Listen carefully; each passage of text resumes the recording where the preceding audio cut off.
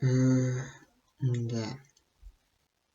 Приветствую всех птиц из свиньи, с вами я Флексберг, и в этом ролике не будет рекламы, не будет описания, и я даже не буду писать теги.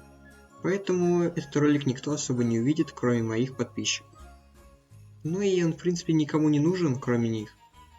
Но этот ролик все-таки нужно было сделать, так что сегодня мы подведем итоги этого года, и давайте заставку. Я думаю, вы по ней уже соскучились. And we're launching, and we're crashing. Let's hit the pigs till they all go pop. We're the best birds, but we're angry.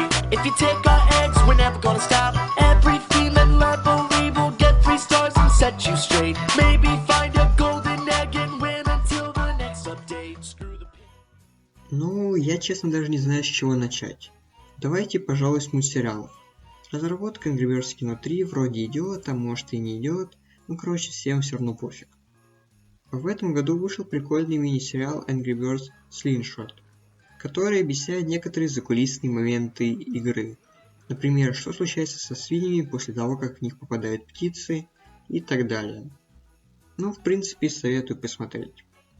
Также вышел второй сезон Angry Birds On The Run. Он уже, конечно, не такой интересный, как первый, хотя первый тоже не был особо каким-то интересным, но финальный твист все-таки вышел прикольным. Мультсериал на английском, и думаю, многим будет скучно. Ну, мне было скучно. Если что, все эти сериалы можно посмотреть на официальном канале Angry Birds. Ссылка будет в закрепленном комментарии, если не забуду.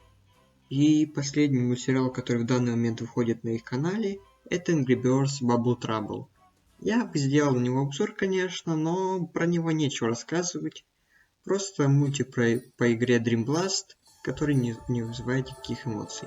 Что касается игр, то здесь вы все знаете. Игры в магазины Rovio так и не вернули, а их новые проекты по птичкам, ну, это такое. Недавно поиграл в Angry Birds Legends, и это такая...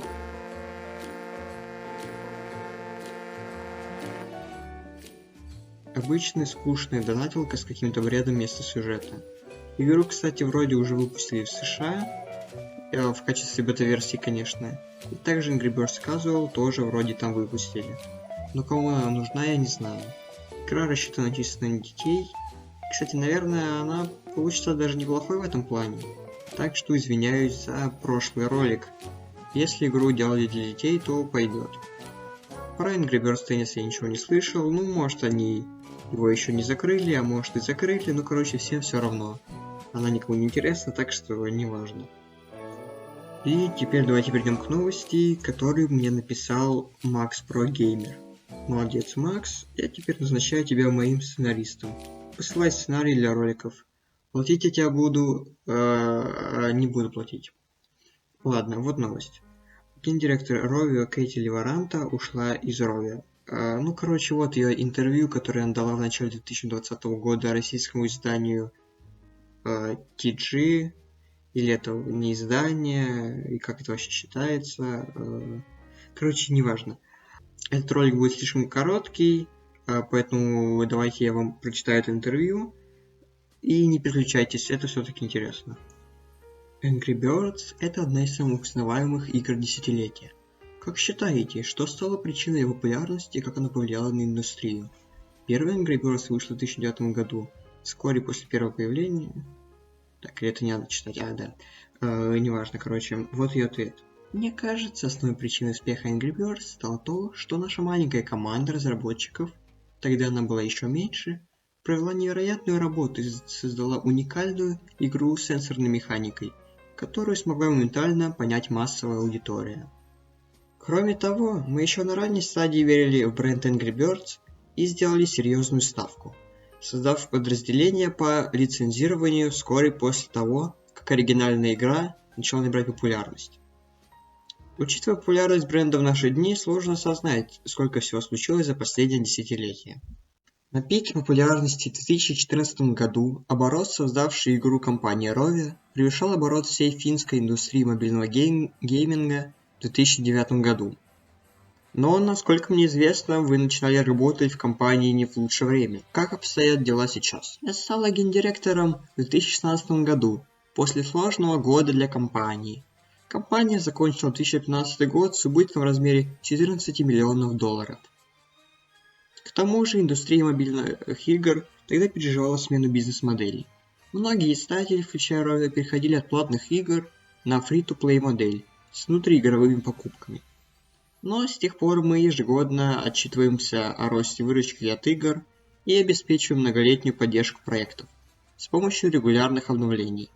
В то же время мы продолжаем инвестировать в перформанс-маркетинг. Стратегия интернет-маркетинга направлена на получение конкретных финансовых результатов в кратчайшие сроки. И в брендированные кампании, чтобы поддержать осведомленность об игре на высоком уровне. Прошлый год был особенно запоминающимся из-за выпуска фильма Angry Birds 2 в кино и празднования десятилетия Angry Birds в декабре. Мы также выпустили два новых тайтла Angry Birds Dream Blast и Sugar Blast.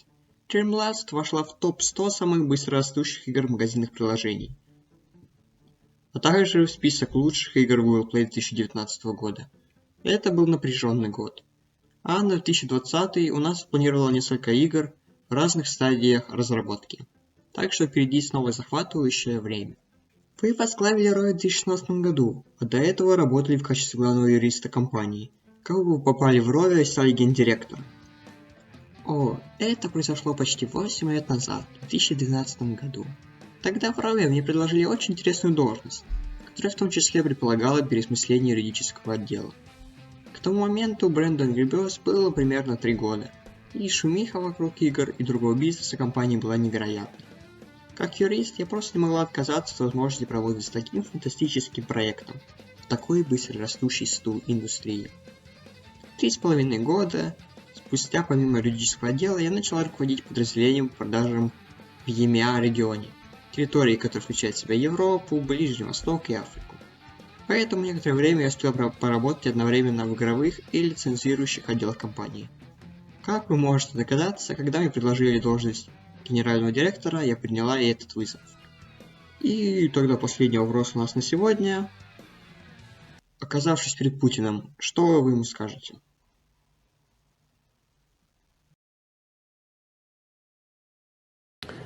Дорогие друзья, все.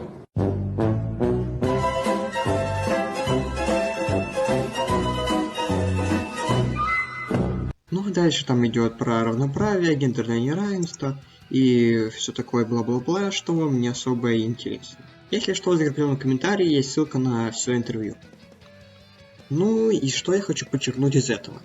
Во-первых, здесь говорилось про новые игры в 2020, но как бы ни одна игра и не вышла, все в бета-тесте. И также понятно, что Кати стала директором Rovio после Петера Вассербака, который ушел из компании в 2016 году. И да, в тот год Rovio понесли убытки. Но самое интересное — это изменение мобильного рынка, распространение доната.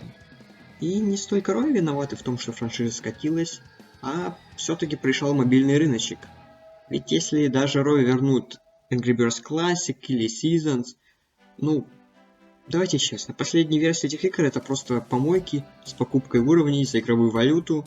В Angry Birds Seasons вообще первые эпизоды были закрыты, то есть нельзя просто так взять и открыть, нужно собирать звезд, проходя последние эпизоды, или задонатить, а я так не хочу. Я вот, например, просто хочу пройти игру сначала, поностальгировать по первым эпизодам. Так что да, сейчас вообще мобильный рынок — это то место, в которое лучше не заходить в трезвом состоянии. Донаты, плагиаты, какие-то мобильные версии ПК-игр с аппаратным управлением.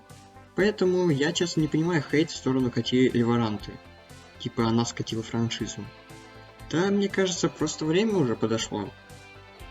Ну, как-то представить старые игры Angry Birds на современном мобильном рынке уже не получается. Единственный вариант — это сделать их платными. Сейчас, кстати, есть такие, например, Bad Piggies, которая не жива и не мертва. Ну, другие как-то держатся за счет доната, там Transformers, Evolution, Angry Birds 2, Angry Birds Friends. Правда, за эти 4 года, пока Кати Леварант являлась директором, акции Rovio несколько раз падали. Ну и когда они упали в этом году, она заявила, что покидает Rovio. Ушла она сама или ее выгнали, неизвестно, да и какая, впрочем, разница. Rovio заявили, что она молодец, и сейчас у них в компании все с деньгами нормально и устойчиво. Поэтому эти 4 года рынок игр трансформировался, и Rovio пришлось быстро меняться вместе с ним. И это на самом деле очень непросто и дорого. Но надеюсь, этот этап все-таки позади, и новый директор, который уже назначили, сможет наконец оживить франшизу и порадовать фанатов новыми играми. А Катиле Варант все-таки стоит сказать большое спасибо за то, что Angry Birds вообще выжила, и у франшизы есть силы двигаться дальше. Тем более в следующем году должен выйти новый сериал на Netflix, на что мы все надеемся. Это снова может привлечь внимание к играм.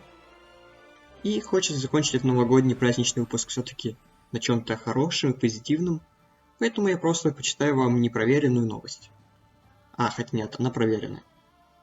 Авторы Angry Birds активно прибегают к машинному обучению для разработки и оперирования игр. В ближайшем будущем они хотят пойти еще дальше. В планах у Rovio создание индивидуализированных игр с помощью искусственного интеллекта. Об этом заявила в своем интервью Bloomberg Катиле Варанта, генеральный директор Rovio, сейчас уже бывший. Финская компания начала выстраивать инфраструктуру для использования машинного обучения еще в 2011 году. Впервые Rovio применил технологию 3 года спустя. Сегодня алгоритмы используются в компаниях на многих этапах разработки и оперирования. Мы уже используем машинное обучение в разработке и оперировании, включая разработку и баланс уровня, а также при отслеживании оттока. И в будущем технология будет играть еще более значительную роль, заявила Катиле Варант, генеральный директор Rovio Entertainment.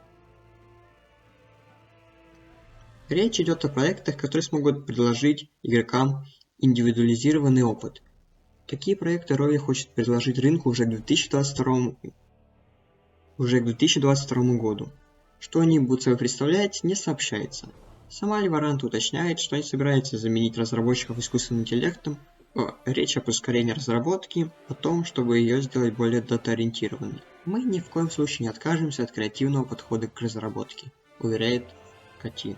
Так что все-таки надеемся на лучшее, пожелаем Rovio и их новому директору успехов, и да, мои дорогие подписчики, пускай все плохое, что было в вашей жизни, включая Angry Birds Legends, останется в этом году.